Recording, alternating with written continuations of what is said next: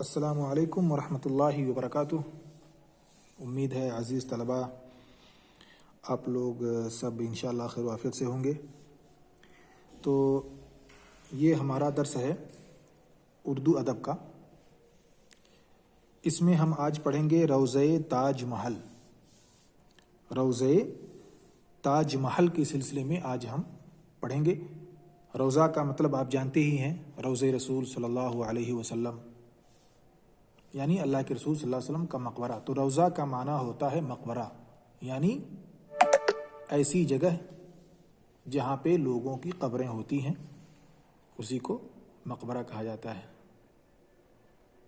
یہ ایک طرح سے اس میں ظرف ہے۔ تو آئیے ہم سب ساتھ میں پڑھتے ہیں، اور اس کے پڑھائی کے درمیان جو مشکل الفاظ آئیں گے ہم اس کے معانی بھی سمجھنے کی کوشش کریں گے۔ تو پڑھتے ہیں۔ شاہ جہاں کی عمارتوں میں سے یہ مقبرہ بھی ہے، یعنی روضہ تاج محل شاہ جہاں کی جہاں بہت ساری عمارتیں شاہ جہاں نے بنوائیں، ان میں سے ایک یہ مقبرہ بھی ہے، یعنی تاج محل۔ کیونکہ تاج محل اصل میں مقبرہ ہے، کوئی بلڈنگ نہیں ہے، یعنی ایسی بلڈنگ ہے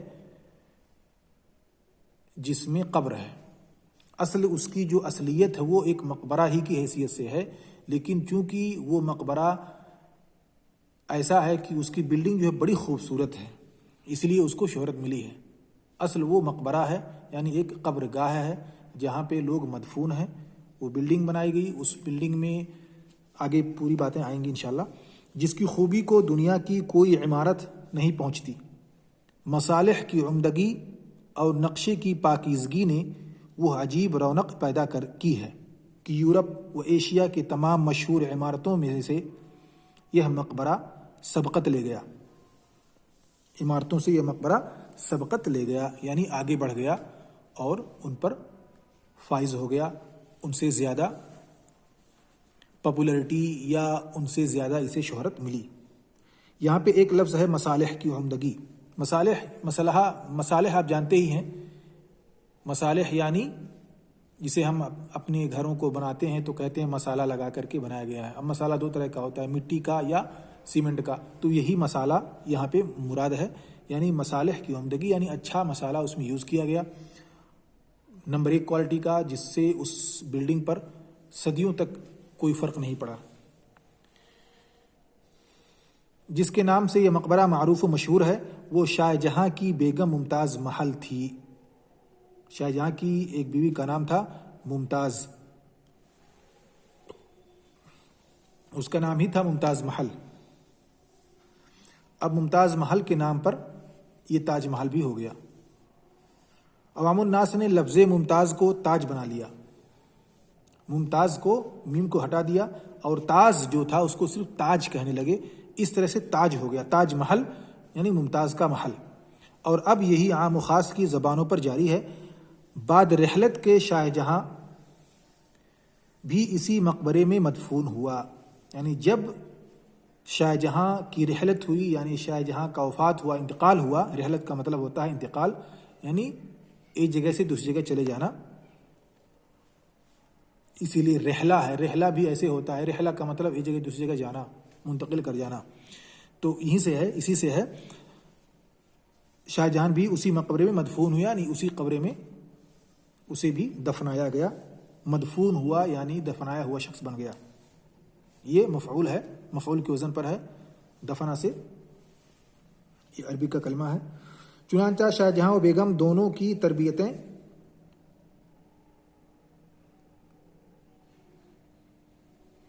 پہلو بپہلو ہیں، ترتیبیں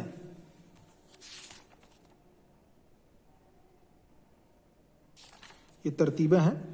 شاہ جہاں و بیگم دونوں کی ترتیبیں پہلو بپہلو ہیں، یعنی ایک دوسرے کے اگل بغل میں دونوں مدفون ہیں۔ آگرے کے مشرق جانب میں دریائے جمن کے دائیں کنارے پر یہ عمارت واقع ہے۔ یہ دریائے جمن آپ نے سنا ہوگا، گنگا جمنی تہذیب، تو گنگا جمنی تہذیب یہ اسی سے نکلا ہوا جمن، اصل میں عام طور پہ مشہور ہے جمنا، گنگا کے طرز پر لوگوں نے اسے جمنا کہنا شروع کیا. اصل میں ہے وہ جمن ندی، لیکن اسے لوگوں نے جمنا گنگا کے طرز پر کہنا شروع کر دیا، اس لیے ہو گیا گنگا جمنا. اسے عام طور پہ جمنا ندی کہا جاتا ہے. تو یہی ندی ہے، اسی کے بغل میں یہ عمارت واقع ہے. سنگ مرمر کے مربع چبوترے پر اصل مقبرہ بشکل مسمن تعمیر ہوا ہے. مربع کا مطلب چوکور، 4 کور والا یا 4 ضلع والا. چبوترے پر اصل مقبرہ بشکل مسمن تعمیر ہوا ہے. مسمن یہ 8 سے ہے، جس کے معنی 8 کے ہوتے ہیں.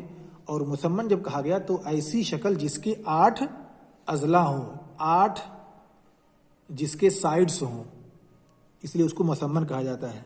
اب اسی شکل کا اگر کوئی چیز ہے، یہ ہو گیا 1 ضلع، یہ ہو گیا دوسرا ضلع، اور 3 ہو گیا، اور یہ 3 2 5 ہو گیا، اور 5 2 7 ہو گیا، اور 1 ملا دیا 8 ہو گیا. اس طرح سے یہ مسمن شکل کا ہے. اس کے اوپر نہایت شاندار رقبہ ہے. چبوترے کے چاروں گوشوں میں 4 مینار نہایت بلند اور خوبصورت بنے ہوئے ہیں. چاروں گوشوں یعنی چاروں کناروں پر. آپ نے تاج محل کو دیکھا ہی ہے، اگر ریئل میں نہیں دیکھا تو کم سے کم فوٹو میں ضرور دیکھا ہوگا. تو اس کے چاروں طرف خوبصورت میناریں ہیں. ان کے اندر ماربیج زینہ بنایا ہے. مارپیچ زینہ یعنی اس مینار کے اندر داخل میں زینہ بنا ہوا ہے.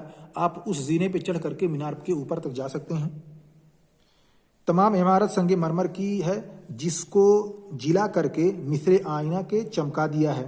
جلا کا مطلب چمکانا، صقل کرنا، دھاردار بنانا. تو اسی معنی میں ہے جلا کرنا یعنی چمکانا، نکھارنا. تو سنگ مرمر کو مزید نکھارا گیا ہے، مزید اس کی خوبصورتی کو بڑھایا گیا ہے، مزید اسے پالش کیا گیا ہے تاکہ وہ مزید چمکے. اندرونی جانب میں کہیں تو ابھرے ہوئے بیل بوٹے سنگ مرمر میں تراشے ہیں، جن کے دیکھنے سے ایسا شبہ ہوتا ہے کہ گویا پتھر کو قالب میں ڈھال دیا ہے. کہیں رنگا رنگ بیش قیمت پتھروں کو سنگ مرمر میں وصل کر کے گل بوٹے بنائے ہیں. وصل کا مطلب ملا کر کے. زبرجد، زمرد، یشب، عقیق وغیرہ اس خوبی سے کام میں لائے گئے ہیں. یہ پتھروں کے نام ہیں جو اقسام ہیں، پتھروں کے قیمتی پتھر ہیں. اس خوبی سے کام میں لائے گئے ہیں کہ ان سے پھول پتوں کا اصلی رنگ ظاہر ہوتا ہے. یہ جو پتھر لگے ہوئے ہیں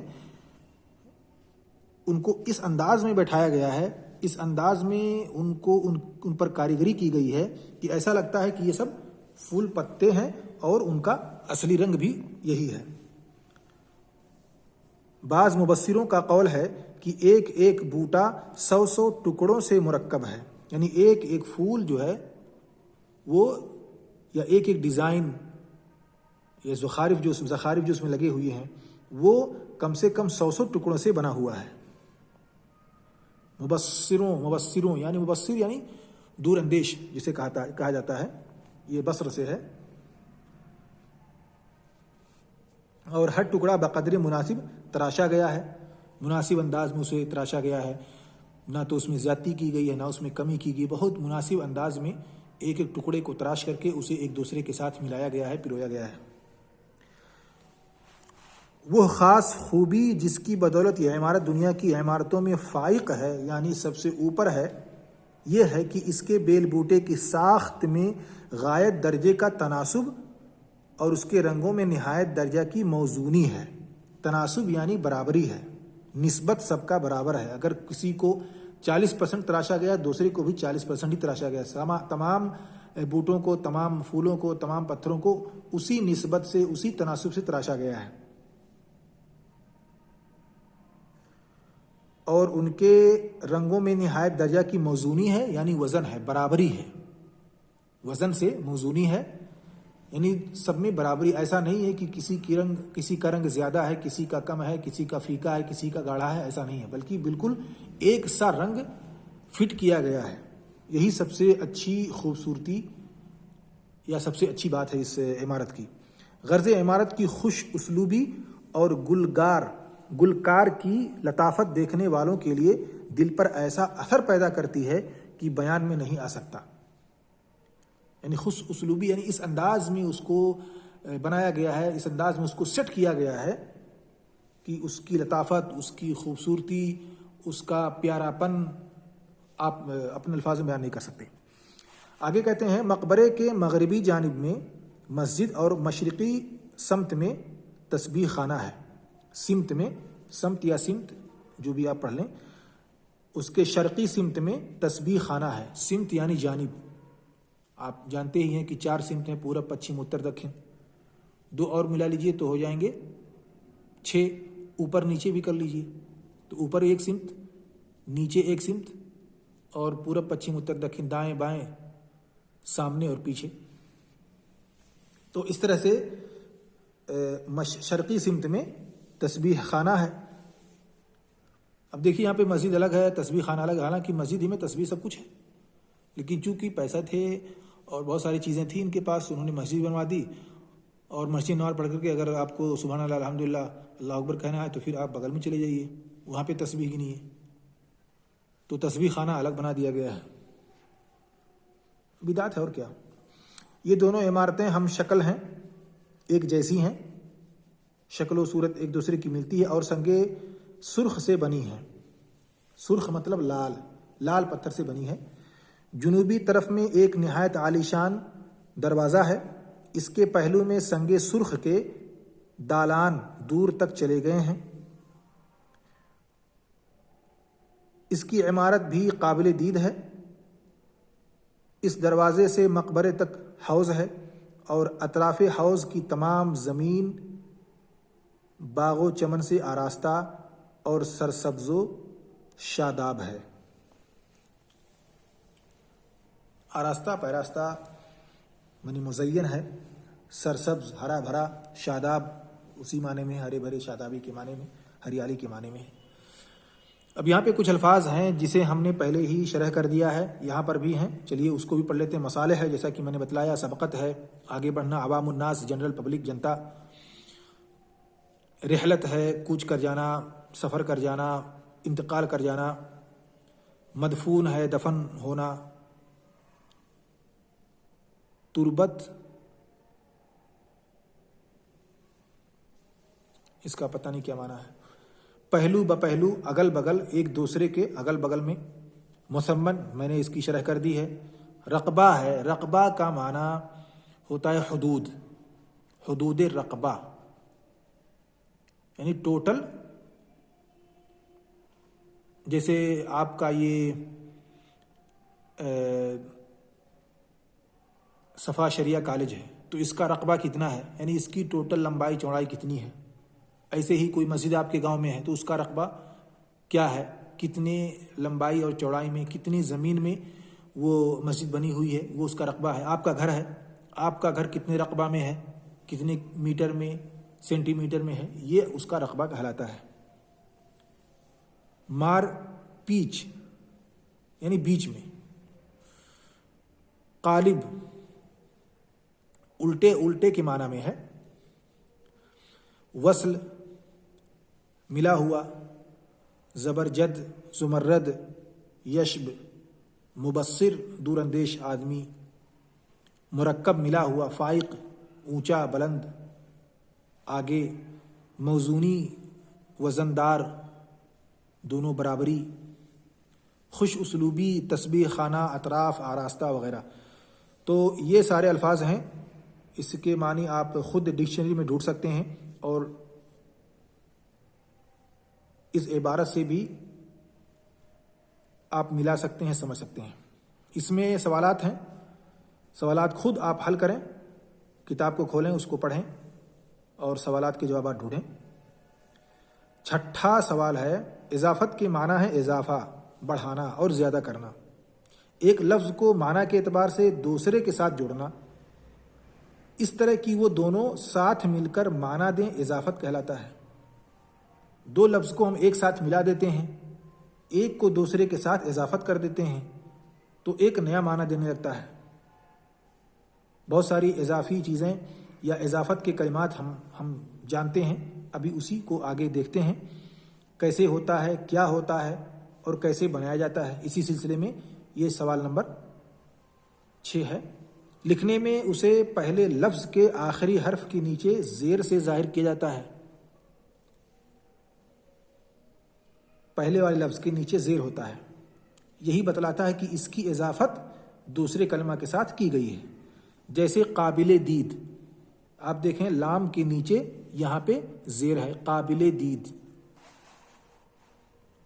یہاں پہ دیکھیں قابل دید لام کے نیچے زیر ہے اور قابل کو دید کے ساتھ اضافت کیا گیا ہے.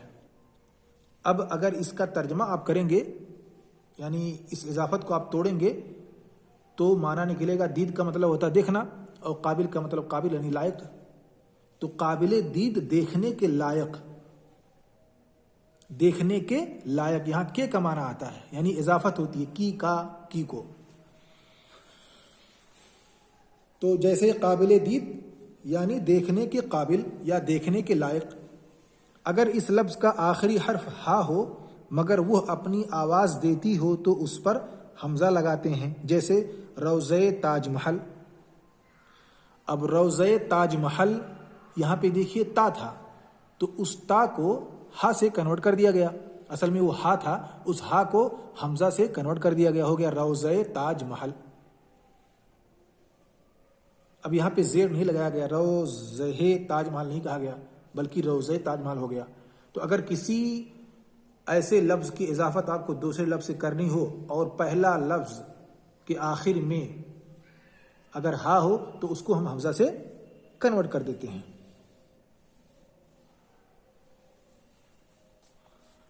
جیسے روضہ تاج محل، روضہ رسول صلی اللہ علیہ وسلم. ایسے مقبرہ ہے تو مقبرہ رسول، اس کے بھی آخر میں ہا ہے. اگر ہا اپنی پوری آواز دیتی ہو جیسے شاہ میں تو زیر ہی سے استعمال ہوگا. جیسے شاہ نیپال، نیپال کا راجا، نیپال کا بادشاہ. تو اگر ہا جو ہے اپنی پوری ساؤنڈ دے رہا ہے، پوری آواز نکال رہا ہے تو اس کو اسی حالت باقی رکھا جائے گا. لیکن اگر وہ ہا جو ہے وہ روزہ، اب یہاں پہ ہا کا معنی نہیں نکل رہا بلکہ الف کا بھی معنی نکل رہا ہے، الف کی آواز آ رہی ہے. روزہ، مقبرہ، شاہ، یہاں پہ دیکھیں شاہ ہے، یہاں پہ ہا ظاہر ہو رہا ہے لیکن مقبرہ میں ہا میں نہیں، روزہ میں ہا میں نہیں، روزہ ایسا لگ رہا ہے جیسے الف بول رہا ہوں. تو جہاں پہ ہا ظاہر نہ ہو، اس کی آواز ظاہر نہ ہو، وہاں پر ہم اس کو ہا سے بدل دیتے ہیں، حمزہ سے بدل دیتے ہیں، وہاں پہ حمزہ لگا دیتے ہیں. اور اگر ہا ظاہر ہو رہا ہو تو ہم اس کو ہا کو باقی رکھیں گے اور اس پر ہم زیر لگا دیں گے. جیسے شاہ نیپال، نیپال کا بادشاہ. اگر لفظ کا آخری لفظ یا اور واو ہو تو یا لگائیں گے، یعنی بڑیے جسے ہم کہتے ہیں. ایک ہوتا یہ، ایک ہوتا بڑیے. یہ کے نیچے دو نقطہ ہوتا ہے، بڑیے کے نیچے بھی دو نقطہ ہوتا ہے لیکن وہ لمبے میں ہوتا ہے. جیسے یہاں پر ہے، ہم نے بچپن میں اس کو پڑھا تھا یہ اور بڑیے. تو یہ بڑیے ہے، بڑی یا. تو اس طرح سے بڑی یا لگائیں گے. جیسے اس سبق کے تیسرے پیراگراف میں دریائے جمن، یہاں پہ الف تھا، اب اس کو اضافت کرنا ہے جمن کے ساتھ تو دریا جمن نہیں ہوگا بلکہ ہم وہاں پہ حمزہ بڑھائیں گے اور اس کو بڑی یا کے ساتھ جوڑیں گے تو ہو جائے گا دریائے جمن. الفاظ جو اس طرح اضافت سے ایک دوسرے سے ملائے گئے ہوں مرکب اضافی کہلاتے ہیں. یہاں پہ دیکھیں مرکب، ایسے بہت سارے کلمات آپ کو یاد ہوں گے، آپ لکھ سکتے ہیں، آپ سوچ سکتے ہیں، سمجھ سکتے ہیں.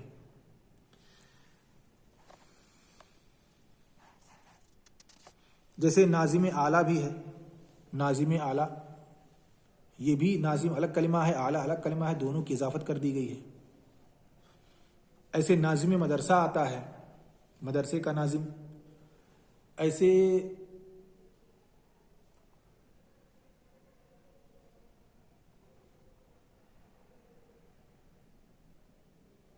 یہ مرکب اضافی ہیں، ان کو اضافت کیا جاتا ہے. ایسے بہت سارے کلمات ہیں، آپ انہی کے وزن پر اسے خود بنا سکتے ہیں. اب جن کلمات کو ملا کر کے بنایا تھا انہیں مرکب اضافی کہا جاتا ہے. جو دو کلمہ جو بنائے گئے، جیسے شاہ نیپال، شاہ الگ ہے، نیپال الگ ہے، ان کو اضافت کیا گیا، اب یہ ہو گیا مرکب اضافی.